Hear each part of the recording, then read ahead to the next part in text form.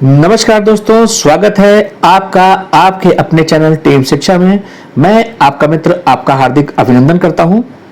तो दोस्तों, इसके पहले मैंने आपको डायमेंशन फार्मूला के बारे में बताया था और हम जो चैप्टर पढ़ रहे थे उस चैप्टर का नाम है यूनिट एंड मेजरमेंट।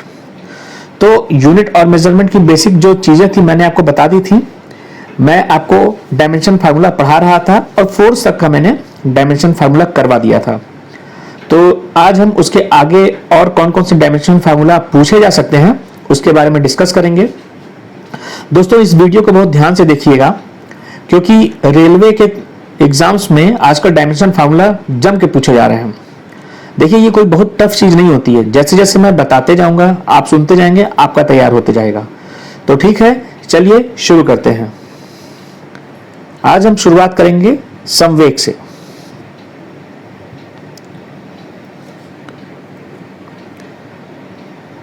हम शुरुआत करेंगे संवेग से। इसको हम P से डिनोट करते हैं और जो संवेग की वैल्यू होती है वो होती है द्रव्यमान गुणे वेग। देखिए, अगर हम इसकी यूनिट की बात करें तो द्रव्यमान m का इंटू मीटर प्रति सेकंड।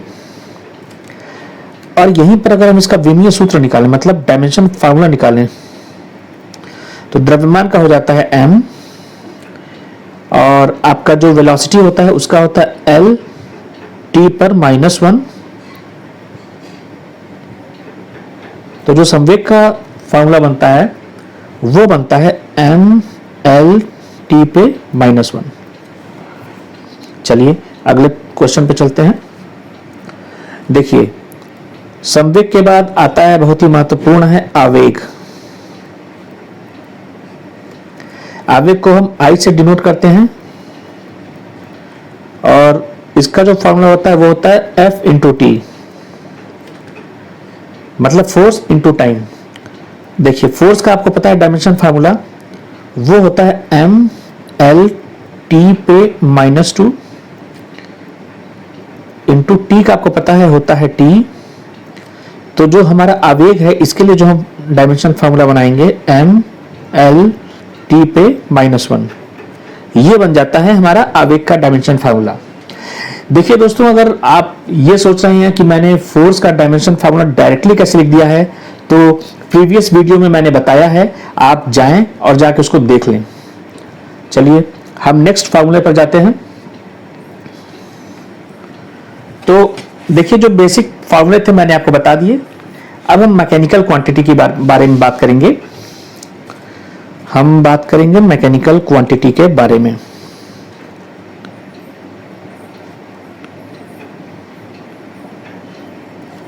देखिए, मैकेनिकल क्वांटिटी मतलब होगा यांत्रिक राशियां, जैसे विद्युत धारा वगैरह का फार्मूला इसमें आ जाएगा। तो अब हम विद्युत धारा से रिलेटेड जो भी फार्मूले हैं इंपॉर्टेंट उनको करेंगे। तो ठीक है, अब मैं आपको धीरे धीरे बताते जा रहा हूं और जो महत्वपूर्ण है वो सारे फार्मूले मैं आपको बताऊंगा और आप पेन और पेपर लें और प्लीज इसको आप नोट कर लें। तो चलिए, मैकेनिकल में मैं पहले शुरू करता हूं वेलोसिटी से।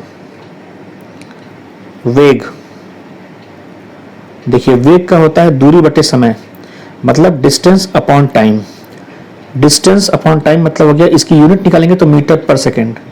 और देखिए, डिस्टेंस का जो होता है वो L होता है क्योंकि लंबाई होती है, टाइम का होता है T। तो इसका डायमेंशन फार्मूला हो जाता है हमारा LT पर -1। अब हम नेक्स्ट बताते हैं, वो होता है आपका त्वरण। त्वरण, देखिए त्वरण क्या होता है मित्रों, वेग परिवर्तन की दर को हम त्वरण कहते हैं। तो वेग परिवर्तन को हम delta V upon delta T से अगर डिनोट करते हैं तो देखिए इसकी जो यूनिट होती है वो होती है मीटर प्रति सेकंड स्क्वायर। अब ये जो वेलोसिटी है, वेलोसिटी बराबर हमारा क्या होता है, दूरी बटे समय होता है। मतलब वेलोसिटी का अगर हम अभी आपको निकाल के दिखाए हैं डायमेंशन फार्मूला, वो हो जाता है LT -1 और टाइम का हो जाता है T। तो जब ये T ऊपर आएगा तो इसका साइन चेंज हो जाता है पावर का, तो ये हो जाएगा LT पे पावर -2। -1 पहले से था और -1 लेकर आएगा तो ये हो जाता है आपका LT पर -2। अगला महत्वपूर्ण जिसको हम कहते हैं मोमेंटम,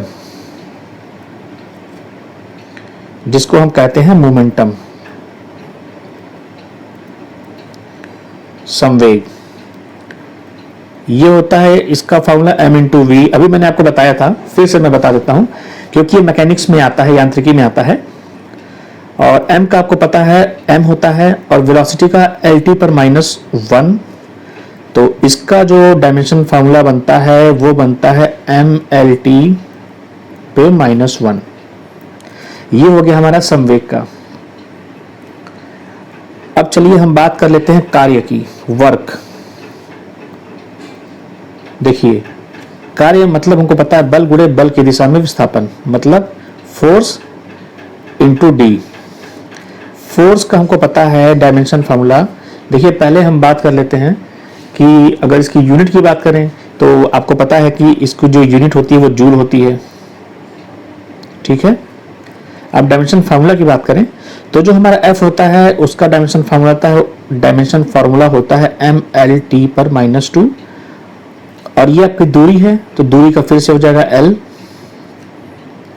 तो इसका जो फार्मूला बनता है वो बनता है m, देखिए L और L इनकी पावर जुड़ जाएगी, L2 t पर पावर -2। तो ये आपकी हो गई कार्य, ये कार्य का विमीय सूत्र हो गया। और जो कार्य का है वही ऊर्जा का भी होगा, सेम होगा, और वही हमारा ऊष्मा का भी हो जाएगा, ठीक है। तीनों का सेम होता है, इनका सेम होता है।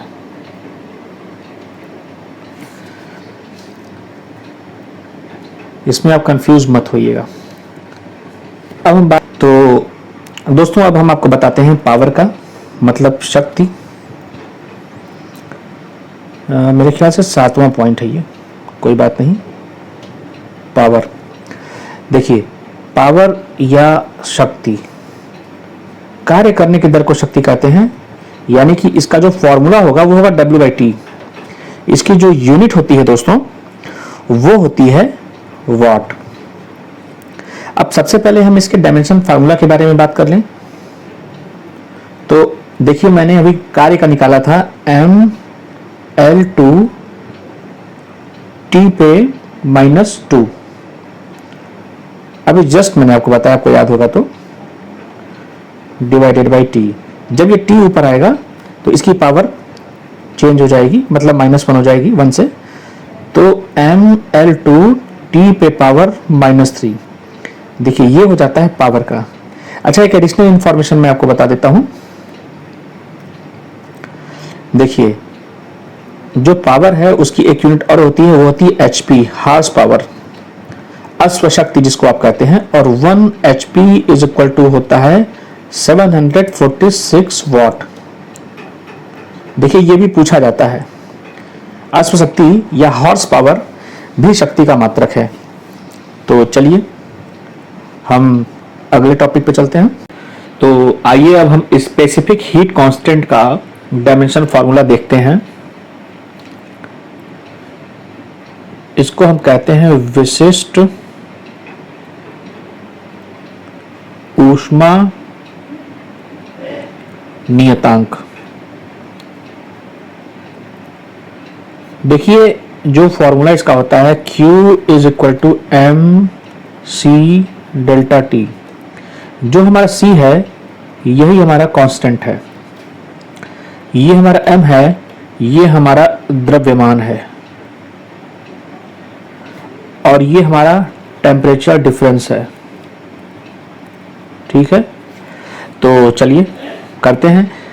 तो हमने बताया था कि जो Q होता है, Q का डायमेंशन फार्मूला W मतलब वर्क के डायमेंशन फार्मूला के इक्वल होता है।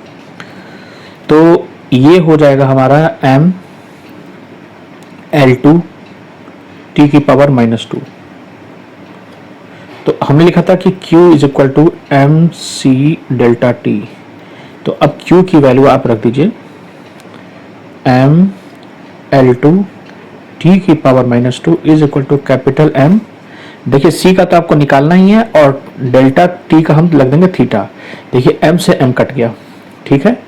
C की वैल्यू अब हम निकालेंगे तो सीधे हमारा आ जाएगा L2 t पे -2 थीटा पे -1। देखिए इसको आप जरा सा ध्यान से याद रखिएगा, क्योंकि ये कांस्टेंट का है और जनरली कांस्टेंट का बच्चे भूल जाते हैं, इसलिए मैंने इसको निकाल के आपको दिखा दिया है। बाकी आप नोट कर लीजिएगा, कोई बहुत बड़ी चीज नहीं है। तो ये था हमारा स्पेसिफिक कांस्टेंट सी, स्पेसिफिक हीट कांस्टेंट सी। तो चलिए अब हम निकालते हैं गुप्त ऊष्मा का जो कांस्टेंट होता है, जिसको हम कहते हैं गुप्त ऊष्मा नियतांक। गुप्त ऊष्मा नियतांक। तो देखिए फॉर्मूला गुप्त ऊष्मा का आपको पता है, Q is equal to M into L होता है, ठीक है। अब Q का हमने बताया था जो W का होता है, मतलब कार्य का, यानी कि ML2 T पे -2, ठीक। ये जो M है द्रव्यमान है, तो इसका भी M हो जाएगा, और जो हमारा L है यही हमारा लेटेंट हीट है, ठीक है। तो हमको L की वैल्यू निकालनी है, तो ये M से M कट जाएगा, और जो हमारा L है ये हो जाएगा L2 T की पावर -2। देखिए आप कंफ्यूज मत करिएगा इस बात को लेकर, ये जो L है ये हमारा गुप्त ऊष्मा नियतांक है, ठीक है, जिसको L से रिप्रेजेंट कर रहे हैं।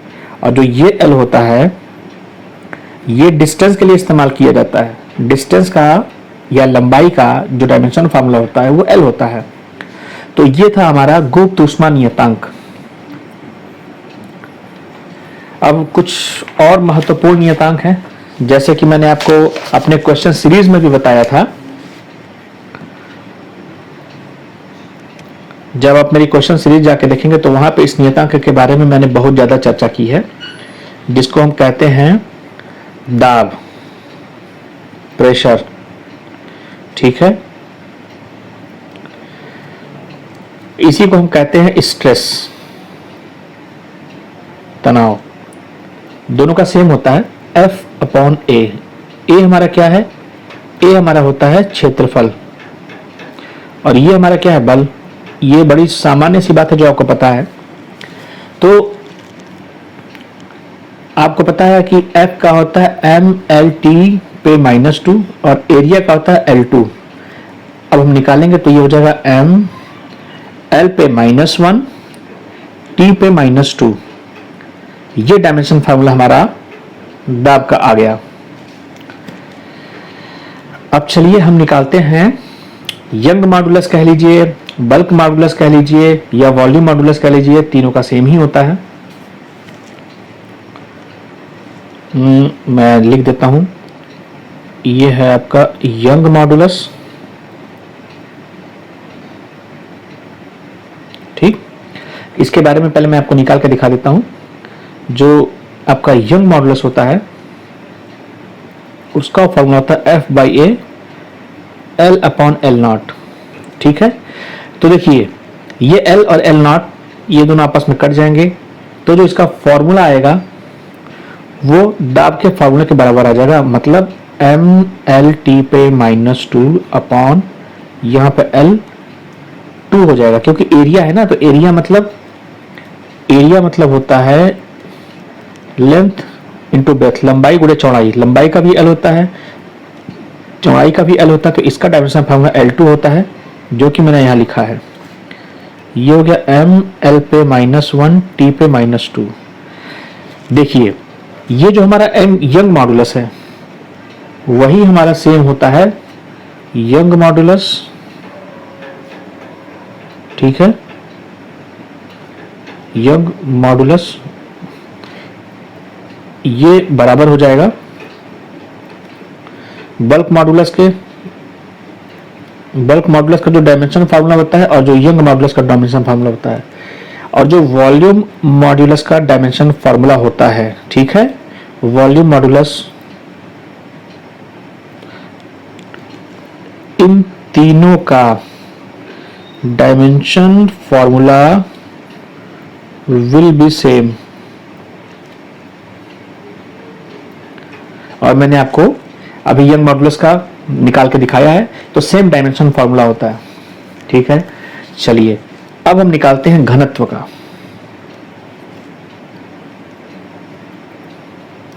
घनत्व का आपको पता है द्रव्यमान बटे आयतन होता है, मतलब m/v। m का होता है कैपिटल M, v का होता है L3, तो ये हो जाता है ml पे पावर -3। अब हम निकालते हैं गैस कांस्टेंट का, फिर निकाल लेते हैं गैस नियतांक। ये सब देखिए इंपॉर्टेंट है, जिसको हम कहते हैं गैस कांस्टेंट, गैस नियतांक,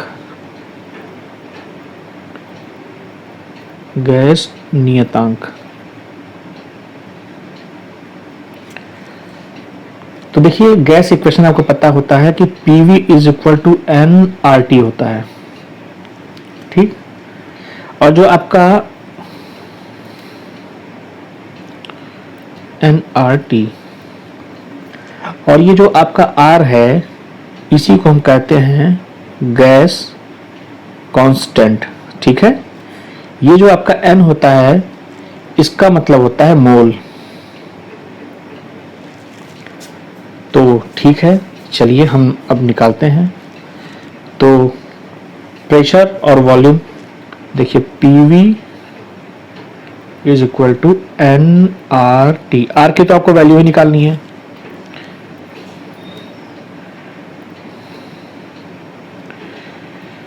R की तो आपको वैल्यू ही निकालनी है। देखिए प्रेशर का मैंने बताया था अभी आपको, ml पे -1, T पे -2। वॉल्यूम का आपको पता है L3 का होता है इसका dimension formula. Number of mole का जो डायमेंशन फार्मूला होता है वो मैंने आपको स्टार्टिंग में बताया था। क्योंकि ये फंडामेंटल यूनिट है तो इसको स्मॉल m से हम रिप्रेजेंट करते हैं। R का हमको निकालना ही है, और जो T टेम्परेचर का थीटा होता है। तो जब आप R की वैल्यू निकालेंगे तो आपका आ जाएगा L2 T पे -2, स्मॉल m पे -1, थीटा पे -1।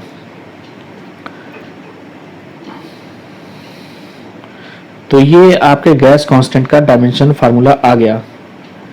देखिए दोस्तों, हो सकता है कि आपको ये टॉपिक थोड़ा बोरिंग लगे, लेकिन मैं बड़ा ही सिंप्लीफाइड वे में समझा रहा हूं आपको। अगर आपसे अचानक से गैस कांस्टेंट का डायमेंशन फार्मूला पूछ दिया जाए तो आप कंफ्यूज कर जाएंगे।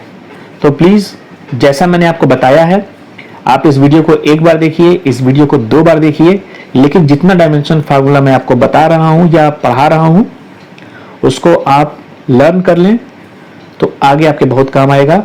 और मैं आपको बता देता हूं, कम से कम 1 से 2 क्वेश्चन जरूर आता है यहां से। और आप लोगों में से ही कई ऐसे छात्र होंगे, कई ऐसे स्टूडेंट्स होंगे जो आधे नंबर से या 1 नंबर से जिनका रुक गया होगा, तो वो मेरी बात को भली भांति समझ सकते हैं। चलिए आगे चलते हैं।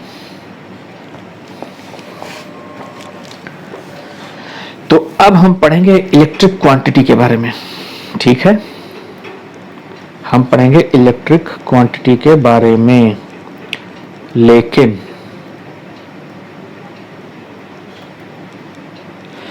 क्यों ना एक बार रिवाइज कर दिया जाए। तो आइए, मैं ज्यादा रिवाइज नहीं कराऊंगा।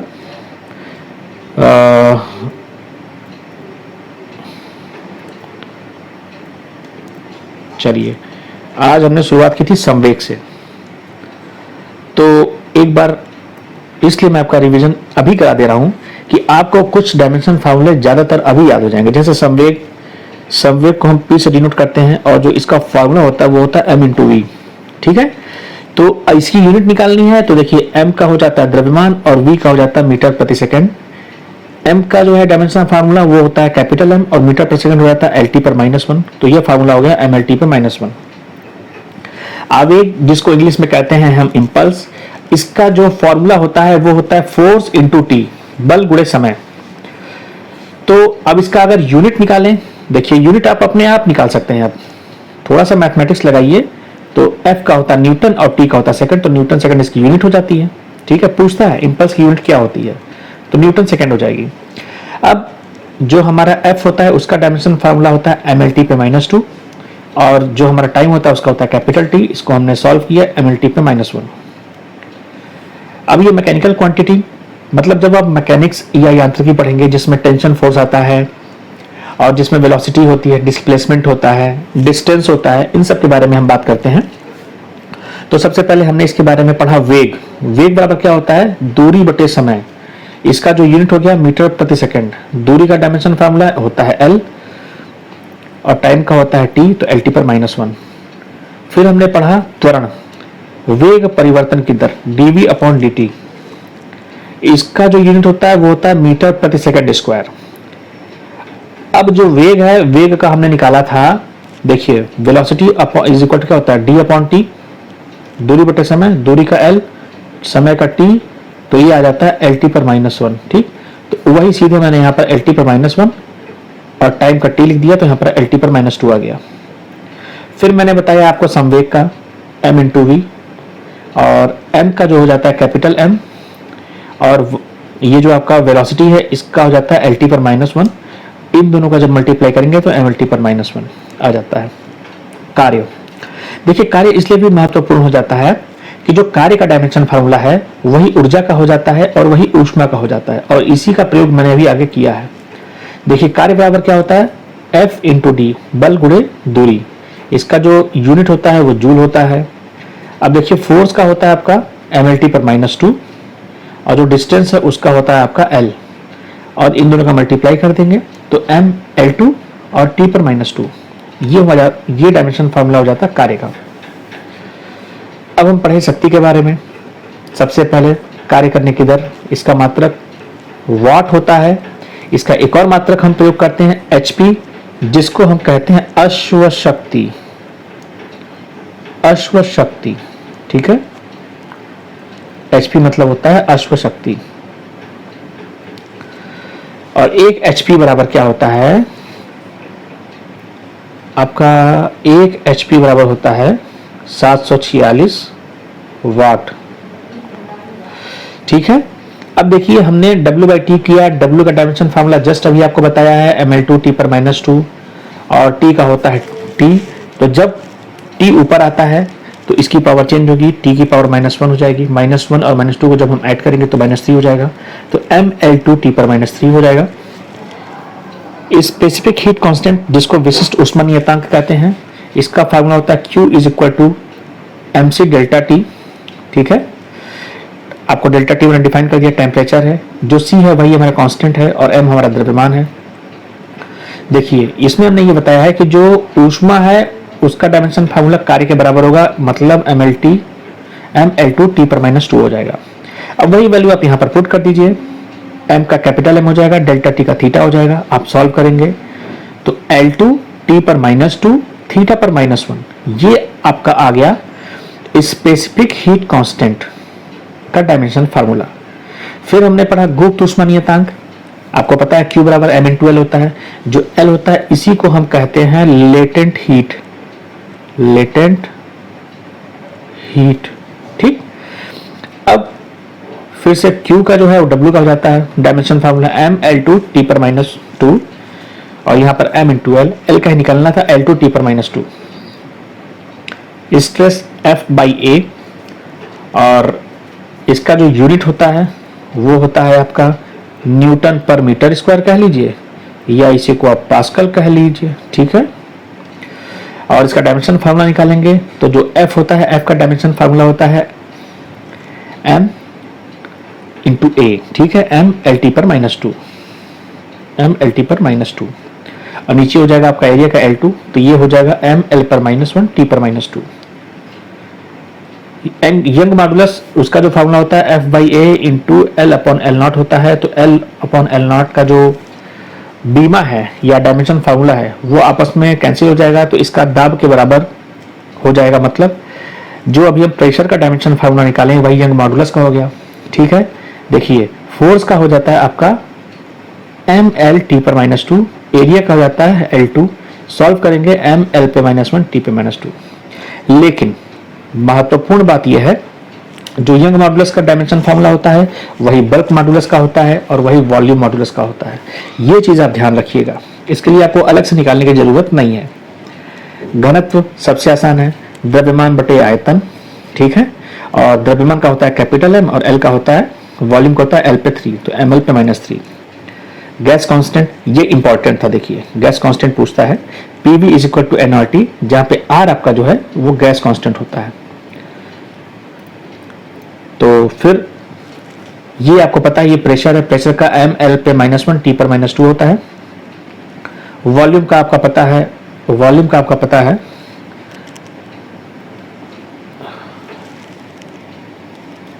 एक मिनट, हाँ mL पे -1 T पे -2, और वॉल्यूम का आपका हो जाता है L पे 3।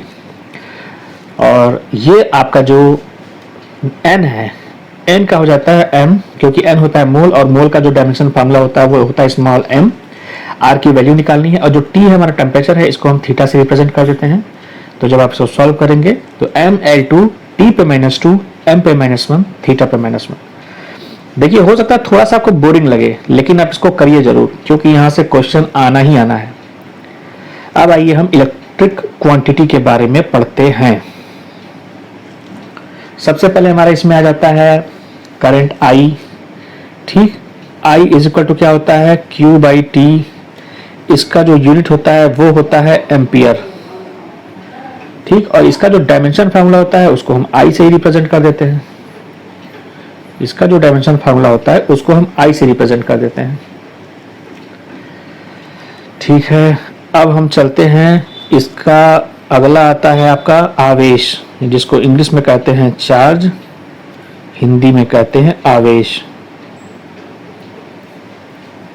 ठीक, तो अभी मैंने आपको बताया I बराबर Q/T, आवेश प्रवाह की दर को ही करंट कहते हैं ना, तो जो Q की वैल्यू निकालेंगे वो हो जाएगा I इंटू T।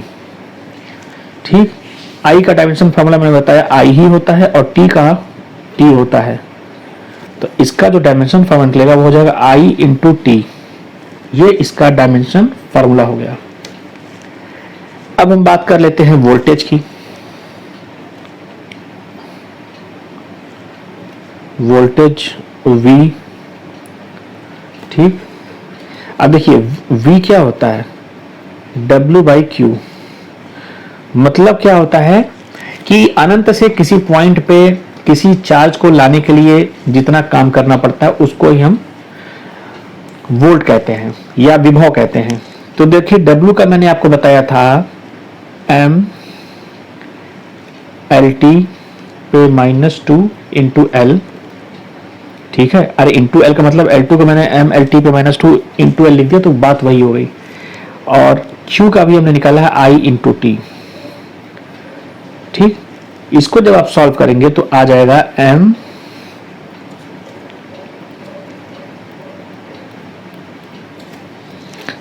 ये आ जाएगा m L पे पावर 2, T पे पावर -3 और I पे पावर -1। ये आ गया आपका विभव, मतलब वोल्टेज का डायमेंशन फार्मूला।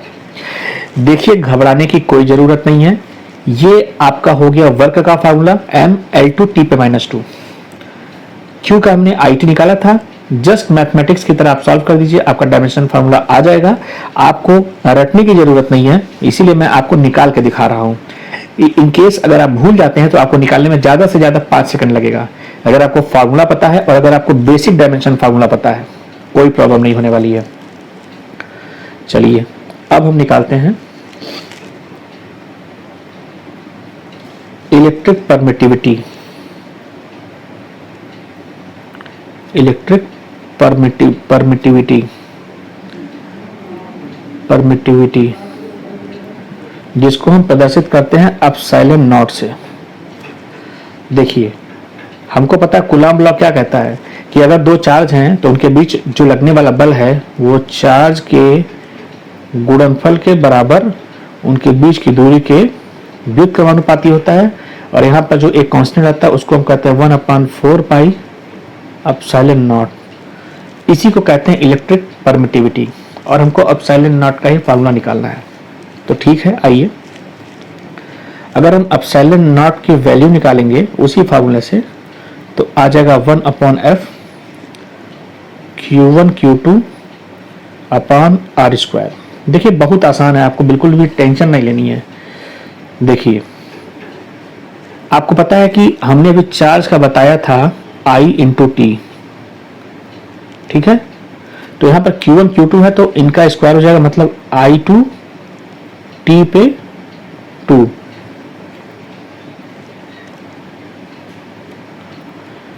I2 मतलब I square T square. Q1 Q2 का डायमेंशन फार्मूला आपने लिख दिया, ठीक है। उसके बाद से देखिए R का आपको लिखना है, R दूरी है L स्क्वायर, F फोर्स है उसका आपको पता है कि M L T पे -2। थोड़ा सा लगेगा आपको लंबा चौड़ा आ रहा है, लेकिन सब अंडर कंट्रोल है, टेंशन नहीं लेनी है। अब आप इसको सॉल्व कर दीजिए। जब आप इसको सॉल्व करेंगे तो ये आपका आ जाएगा M पे -1, फिर आपका आ जाएगा L पे -3,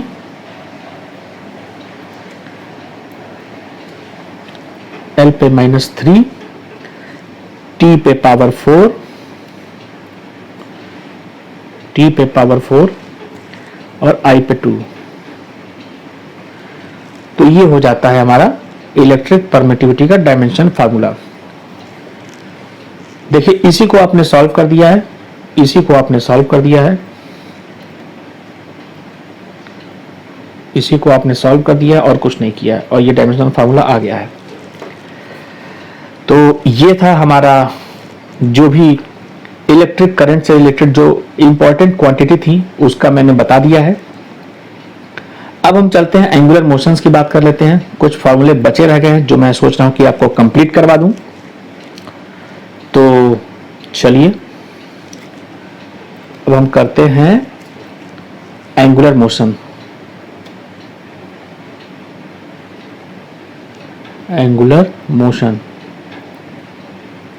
मतलब आपका हो जाता है वृत्तीय गति, ठीक है। चलिए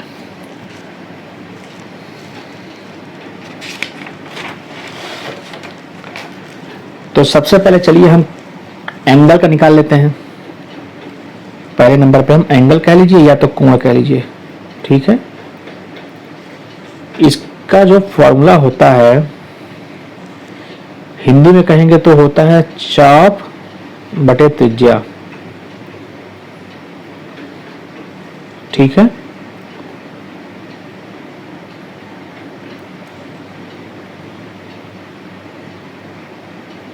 और अगर हिंदी में सुनने में थोड़ा अजीब लग रहा है तो इंग्लिश में कहते हैं आर्क अपॉन रेडियस, ठीक है। अब देखिए कि अगर मान लीजिए कि अगर ये सर्कल है, ये इसका सेंटर है, ठीक है, ये इसकी रेडियस r है और ये एंगल थीटा है। ये देखिए ये जो मैं गाढ़ा कर रहा हूं ये हो गया इसका चाप, ठीक है। इसको हम कहते हैं आर्क। तो आर्क क्या हो गया? आर्क आपका हो गया डिस्टेंस, रेडियस आपका क्या हो गया? ये भी हो गया डिस्टेंस,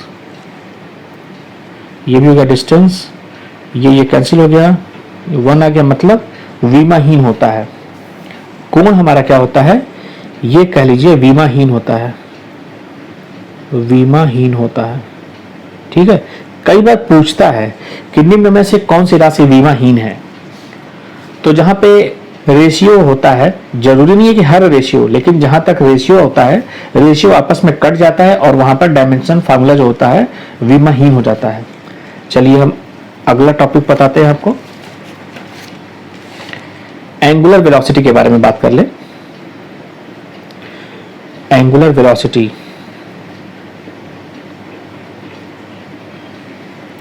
जिसको कहते हैं कोणीय वेग, कोणीय वेग,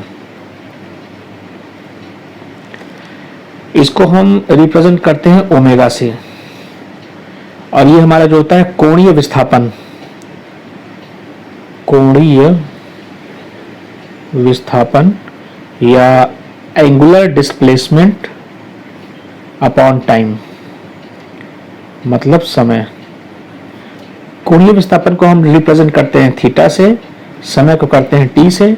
थीटा की वैल्यू भी हम लोगों ने निकाली थी कि डायमेंशनलेस होता है, तो इसका जो आ जाएगा डायमेंशन फार्मूला वो हो जाएगा टी पर -1। ये निकल गया हमारा एंगुलर डिस्प्लेसमेंट का। अब हम बात कर लेते हैं एंगुलर एक्सीलरेशन का, मतलब कोणीय त्वरण। अगला हम बात कर लेते हैं कोणीय त्वरण, जिसको हम रिप्रेजेंट करते हैं अल्फा से। देखिए अल्फा बराबर क्या होता है, डेल्टा ओमेगा अपॉन टी। देखिए त्वरण क्या होता है, नॉर्मली हम कहते हैं वेग परिवर्तन की दर। तो अगर हम सर्कल में मोशन कर रहे हैं तो वहां पर कोणीय त्वरण होगा, तो कोणीय वेग परिवर्तन की दर मतलब delta omega upon T. Delta omega की अभी हम निकालें डायमेंशन टी पर -1, टाइम का होता है टी, तो इसका जो डायमेंशन फॉर्मूला हो जाएगा वो हो जाएगा टी की पावर -2।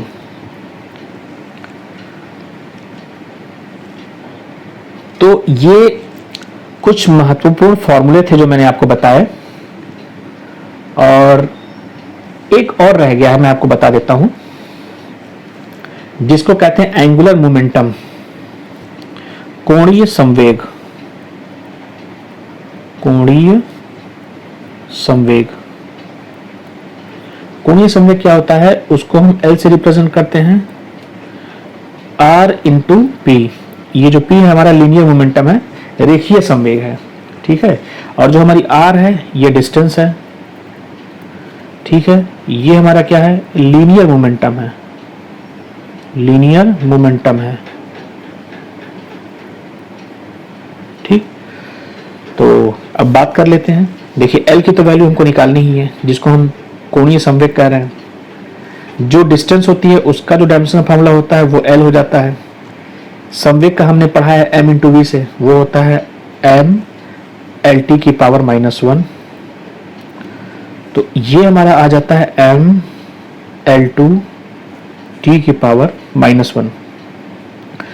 तो देखिए फ्रेंड्स, जो सबसे महत्वपूर्ण डायमेंशन फार्मूला है उनके बारे में मैंने आपको बहुत ही अच्छे तरीके से इंफॉर्मेशन दे दी है।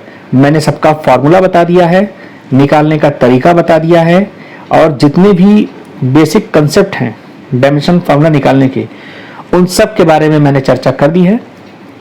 तो उम्मीद है कि मतलब आपको आज समझ में आया होगा। अब लाइए एक मैं क्विक रिवीजन करवा देता हूं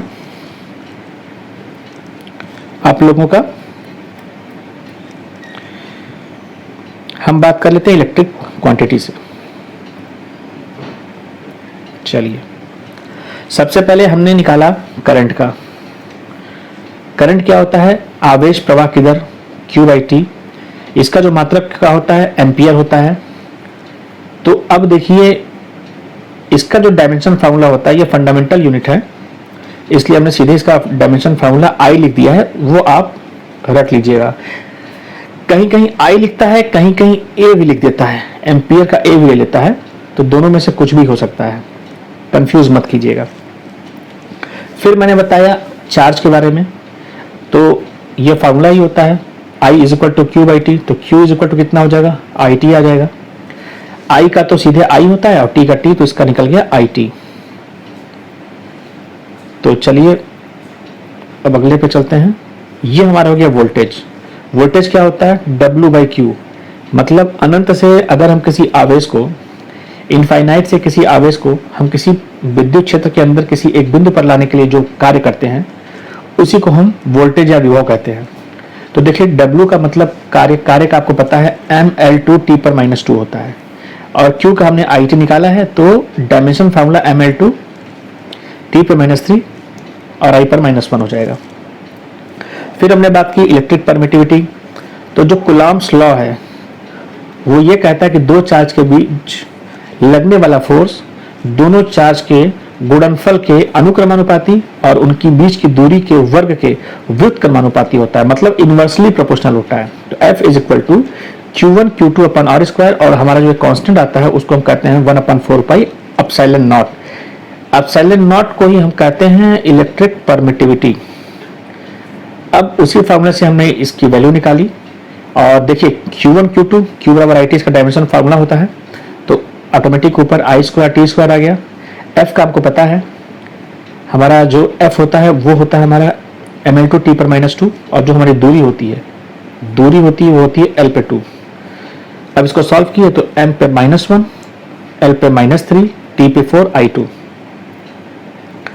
फिर हमने की एंगुलर मोशन, जिसमें हमने कोण का निकाला। कोण का डायमेंशन फार्मूला कुछ नहीं होता, डायमेंशनलेस होता है।